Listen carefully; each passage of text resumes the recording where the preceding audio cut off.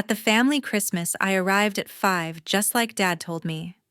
The table was empty, candles burned low, wrapping paper scattered everywhere. I thought I was just late. Turns out they simply forgot me. Hi, I'm Willow Harper, 32, an herbalist in Burlington, Vermont. I'd been counting down to this evening all week, closing the shop early, wrapping gifts in brown paper and twine, driving the snowy back roads to South Burlington with the radio off, so I could rehearse the laugh I'd give when Dad opened the tea blend I'd made just for him.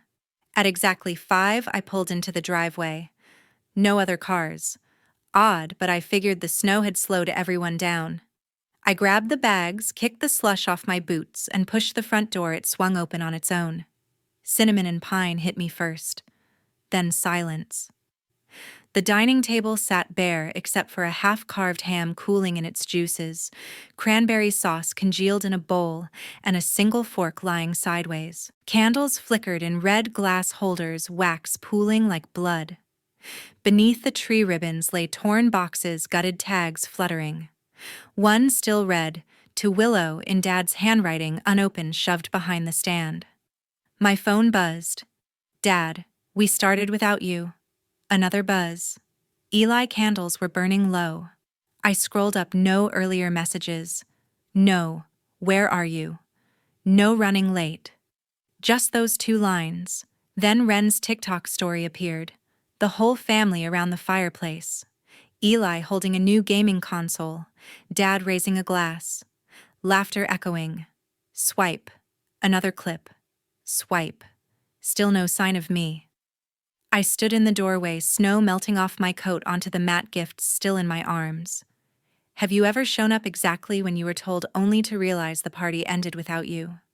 Drop your story in the comments. I need to know I'm not the only one.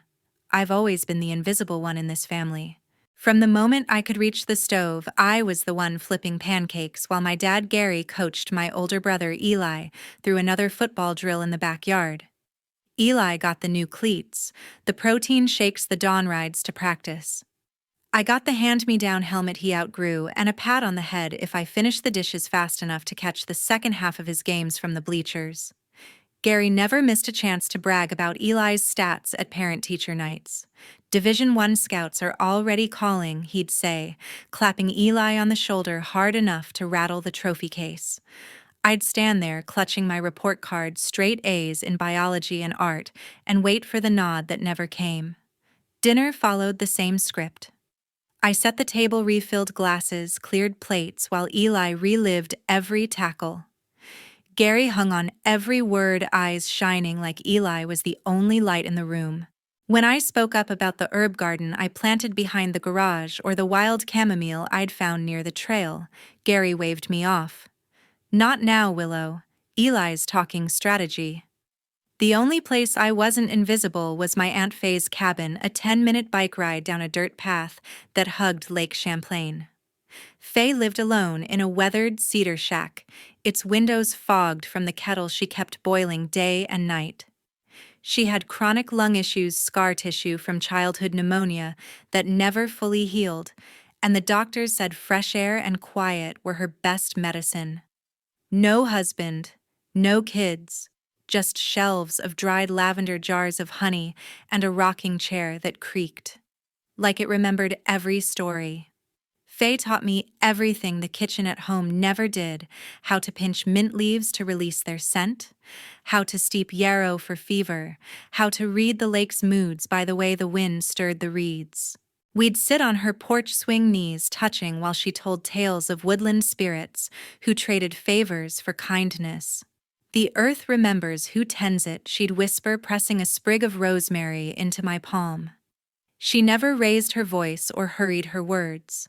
When I spilled an entire batch of salve, Faye just handed me a rag and said, "Mistakes are how the plants teach us patience."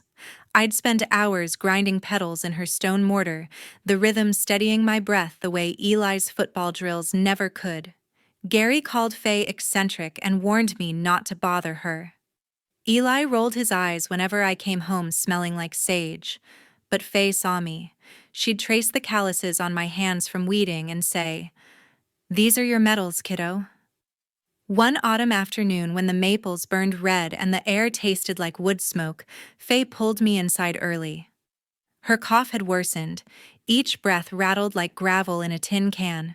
She sat me at the pine table, poured weak tea into a chipped mug, and slid a small leather journal across the wood. Inside were pressed flowers recipes and sketches of roots I'd never seen. "This is for you," she said, her voice thin but sure. "One day you'll have something that's yours, not borrowed, not earned by staying quiet. Yours." I didn't understand then. I was 12, maybe 13, too busy memorizing the difference between St. John's wort and goldenrod. But I kept that journal under my pillow, its pages fluttering whenever I turned in my sleep. Faye's cabin became my sanctuary. I'd bike there after school, after Eli's games, after Gary's lectures about supporting the team. She'd greet me with a nod and a fresh bundle of twigs for the fire. We'd work side by side, me measuring her labeling until the sun slipped behind the Adirondacks and the lake turned silver. Those evenings were the only time I felt solid, like the ground beneath my feet wasn't shifting to make room for someone else's spotlight. Faye never asked me to be quieter, smaller, or faster. She just let me be. By the time I turned 25, I was running on fumes. I had pieced together a certificate in herbalism through night classes at the community college and online modules wedged between shifts at a juice bar. No loans from home, no pep talks. Just me, a secondhand laptop, and the glow of the screen until 3 a.m. The day my license arrived in the mail, I rented a narrow storefront on Church Street, painted the walls sage green, and hung a hand-lettered sign, "Harper's Apothecary." Opening week felt like a miracle. Locals wandered in for cold remedies, tourists bought lavender sachets, yoga teachers stocked up on adaptogens. I brewed custom blends behind the counter, steam fogging the glass jars lined like soldiers on the shelves. Revenue rose fast enough to cover rent and restocks with a little left over. That little soon became the lifeline they counted on. The first call came disguised as concern. Gary phoned while I was labeling tinctures. "Eli's tuition just went up short by $800. You're doing well with that shop, right?" I transferred the money before hanging up, convincing myself it was temporary. Temporary became habit. Eli needed books. Then a new transmission for the truck Gary swore was essential for campus life. Medical copays followed Gary's blood pressure meds, Eli's sports exams. Each time the same refrain, "Family helps family." I'd nod at the phone, thumbs flying across the banking app. Customers began to notice the shadows under my eyes. "You okay, Willow?" they'd ask as I rang up echinacea. I'd smile and blame the pollen count. Behind the register, I kept a running tally on a scrap of receipt paper how much I could spare. After payroll, after ordering more dried nettle at wholesale, nights blurred into inventory checks and double shifts. I'd lock up at 9, bike home through the cold, and collapse on the futon still wearing my apron. Holidays, I worked them all. Black Friday meant bundles of immune boosters. Valentine's brought rose petal bath salts flying off the shelves. No tree in my apartment, no stockings, just the hum of the refrigerator and the quiet ping of another transfer confirmation. They never asked how the business was doing. No "so proud of you" texts, no visits to see the chalkboard menu or the drying racks I built from salvaged barnwood. Just the same monthly message, "Need more this month." I'd send it then, brew myself a mug of valerian strong enough to knock me out before the guilt settled. Faye had been gone 7 years by then. Her absence sat in the corner of the shop like an empty stool no one claimed. I kept one of her old mortar sets on the counter, the pestle worn smooth from decades of use. Customers assumed it was decor. I knew better, it was the only inheritance I'd ever touch. I started to believe the lie they'd fed me, that I owed them for the roof over my head, for the scraps of attention tossed my way like charity. Blood ties, I told myself, were currency. So I paid. Every dollar I wired chipped away at what I needed for new equipment for the greenhouse I sketched on napkins during slow afternoons. But I kept paying because what else was family for the day? Everything shifted, began like any other. I was 18, cramming for finals in a dorm room that smelled of instant noodles and dryer sheets. My phone buzzed. "Gary, come home this weekend, important family meeting." I caught the Greyhound from campus backpack stuffed with textbooks, assuming it was about Eli's latest scholarship offer. The bus rolled into South Burlington just after lunch.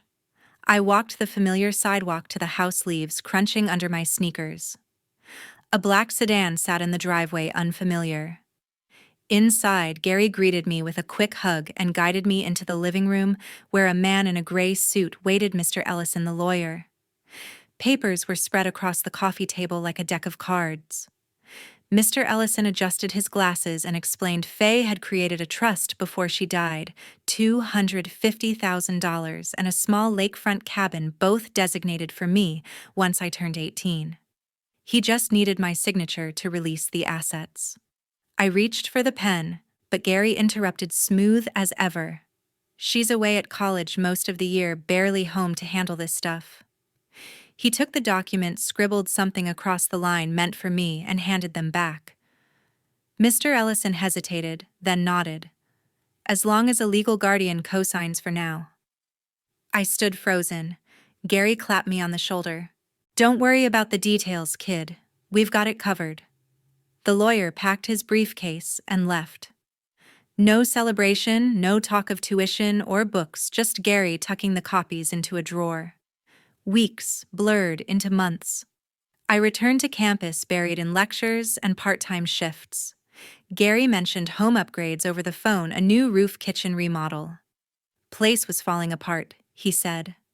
I pictured the leaky gutters and mailed some extra cash from my tips. That spring, Eli got a shiny new pickup. He posted pictures, arms slung over the hood, caption bragging, "Finally upgraded." I liked the photo, commented congrats, and wired money for his insurance when he asked. The truck seemed perfect for hauling his gear. The cabin disappeared quietly. One summer break, I biked the old trail, expecting the cedar shingles and porch swing. Instead, a for sale sign stood in fresh dirt, windows boarded. Gary brushed it off at dinner. "Too much upkeep and you're never around. Sold it to cover bills." I nodded, fork scraping my plate, assuming the sale helped with whatever stress he hinted at. Money drained from the joint account they'd opened years ago. Groceries, utilities, Eli's expenses. Statements arrived addressed to Gary, but I once glimpsed one on the counter, large withdrawals marked home equity and vehicle loan. I ignored it. Family shared everything right. I kept sending what I earned, waitress wages, then small freelance design payments. Each transfer felt like repayment for the roof over my head, the occasional ride to school. No one corrected me. No one mentioned the trust again. Mr. Ellison never reached out. The cabin's new owners built a deck where Faye's herb garden used to grow. Eli's truck rumbled down the street, bass shaking the windows. Gary hung new siding, whistling as he worked. I stayed in the dark, wiring money month after month, convinced I was simply doing my part. Years later, on a slow afternoon at the shop, the phone rang with a number I didn't recognize. I brushed chamomile dust from my hands and answered. Harper's apothecary. "Willow Harper." "This is Mr. Ellison. You need to come in. There's an issue with Faye's trust."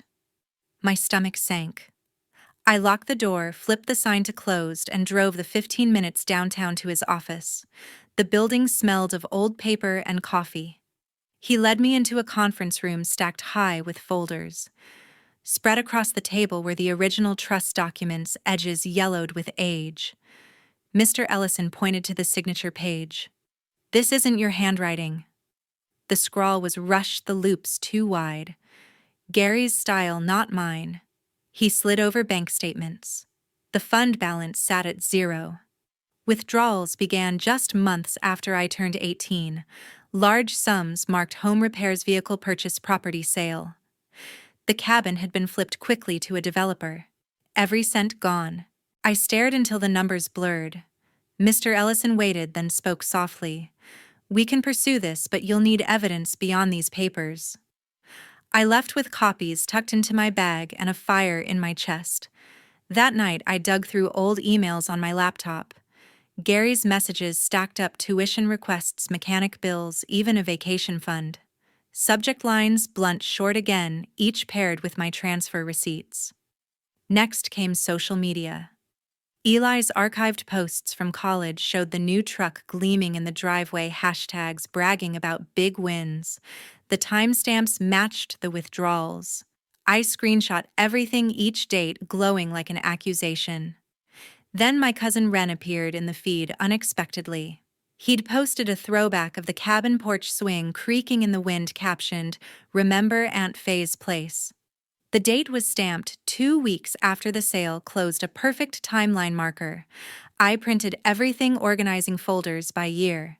Bank logs from the joint account revealed patterns: deposits from my shop, withdrawals to Gary's credit cards. One statement listed a wire for Eli's off-campus apartment deposit on the exact day I'd sent extra help. The puzzle fit too neatly. I needed outside confirmation. A quick search led me to a private investigator recommended by a regular customer. We met in a quiet booth at a cafe by the lake. I slid the folder across. "Verify the signatures, trace the funds," quietly. He nodded, quoted a retainer I could cover with 1 good month of sales. Surveillance began tracking Gary's bank visits, photographing Eli's spending. Reports trickled in: forged notary stamps, altered dates on the cabin deed. Each new finding hardened my resolve. After hours, the shop became my command post printer, humming highlighters, marking discrepancies. Customers asked about the late nights. I blamed inventory. The investigator handed me the final packet on a rainy evening.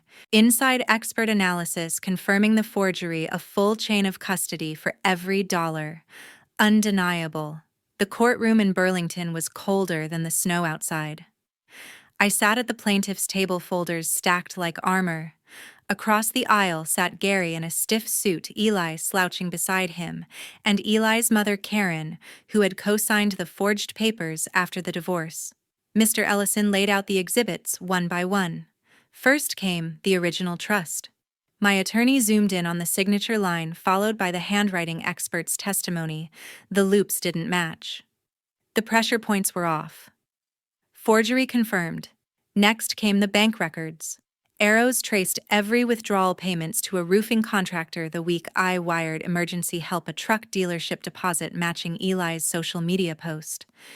Then the emails appeared, Gary's pleas timestamped hours before each transfer cleared. Gary took the stand, voice steady. "We thought you didn't want it." He insisted the funds kept the house afloat and claimed I was too busy with herbs to notice. Eli followed, arms crossed. "You were never around," he said, painting me as the absent daughter and implying the money was fair repayment for years of his spotlight. Karen stayed silent, eyes fixed on the floor. Her signature sat bold on the cabin sale addendum. When my turn came, I kept it factual: every dollar earned at the shop, every request I had honored without question. The judge listened, pen tapping lightly against the bench. Closing arguments ended cleanly. The bailiff called for order. The minutes stretched. The verdict came crisp. Defendants are ordered to repay the principal, plus compounded interest, $350,000, and an additional $50,000 in punitive damages for fraud. The gavel cracked. Gary's face went pale. Eli muttered under his breath. Karen gathered her purse and slipped out without a word. Outside the courthouse, my cousin Ren went live on his phone, no tags, just the county building behind him. Family drama alert: trust fund fight just ended. Comments exploded in local Facebook groups, screenshots of the truck, old cabin photos, neighbors chiming in about the new sighting years back. Threads multiplied overnight. Harper fraud case trended across Burlington parenting circles, herbalist forums, and the lake homeowners page. Strangers sent messages of support. Customers at the shop brought printed copies of the judgment. By evening, the ruling hit public record. Repayment schedules were finalized, liens filed against the house and Eli's remaining assets. I stepped into the flurry's coat collar, raised the weight, finally lifting. They didn't take the verdict quietly. Gary called that same evening, his voice sharp through the receiver. Drop the appeal or we cut you off for good. He repeated it like a threat disguised as concern, warning there'd be no more family gatherings, no safety net if the shop stumbled. I let him talk until the line went dead. Eli texted next, flooding my phone with screenshots. "I'll tell your suppliers you're unstable, you'll lose everything." Attached was a doctored photo, me slumped over a bar table bottle in hand, eyes unfocused. The timestamp was faked to look recent. He even spammed my work email subject line, screaming proof. I forwarded it all to Mr. Ellison. By dawn, he'd drafted cease and desist letters certified mail to Gary, Eli, and Karen.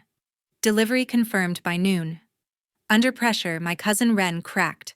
A public apology appeared on his profile, a rehearsed statement about misunderstandings tagging my shop handle. Customers flooded the comments, some confused, others defending me. "Is everything okay at Harper's?" one regular wrote. I replied calmly, linking the court summary. Sales stayed steady. Then the harassment escalated. Anonymous one-star reviews popped up on the business page calling me unreliable. I traced the IPs back to Eli's old apartment complex. Mr. Ellison filed for an extended restraining order. Packing started simply: books, mortar sets, futon cushions. My lease was ending anyway, and the landlord, having read the local news, was sympathetic. A moving truck idled outside the shop, while staff quietly helped load jars into boxes. The cabin purchase closed quickly. I used the first payment from the judgment for the down payment, enough to reclaim Faye's old property from the developer's flip. The cedar walls still smelled of pine and memory. I carried the last crate up the porch steps myself. Gary tried one final call from a blocked number. I answered just long enough to hear his breathing, then hung up. Eli's messages bounced straight to spam. Wren's tag disappeared after the order took effect. I changed every contact, every platform. Phone numbers, blocked emails, filtered socials, locked down. The shop's suppliers stayed loyal. Years of fair trade outweighed rumors. Quiet settled over the lakefront. No more pings demanding money, no guilt-laced updates.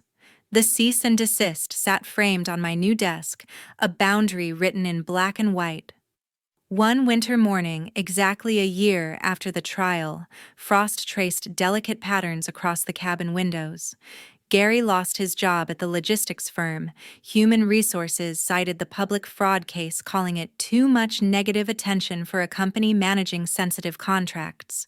He packed his belongings under fluorescent lights badge, surrendered at security. Eli declared bankruptcy soon after. Gambling debts from underground poker games devoured the truck, the savings, everything. Creditors swarmed. The pickup disappeared from the repossession lot. By spring, the South Burlington house hit the market. A young couple bought it cheap, thrilled about the renovated kitchen. After paying off liens, Gary and Karen split the proceeds and moved into separate rentals on opposite sides of town. I invested the remaining settlement into something lasting. Faye's Haven Fund launched with a simple mission to help adult children financially cut off by toxic families. The grants covered first-month rent, legal fees for protective orders, and even herbal starter kits for self-care. The apothecary grew into a community space. Saturday workshops drew steady crowds mixing chamomile for anxiety, crafting salves, while volunteer attorneys discussed trust disputes. Participants shared stories over steaming mugs, notebooks filling with remedies and legal resources. Foot traffic doubled. I hired 2 part-timers, a botany student for the counter and a retired paralegal for consultations. Shelves filled with new stock. The chalkboard menu expanded week by week. No calls came from the old numbers, no surprise visits, no holiday cards. Silence became the clearest boundary. I learned the difference between blood and belonging. Family isn't who shares your DNA, it's who shows up when you need them. That truth anchors every grant, every workshop, every quiet evening on the porch, where Faye once rocked. If you're watching this, know you can rebuild on your own terms. The earth remembers kindness. Plant your own roots.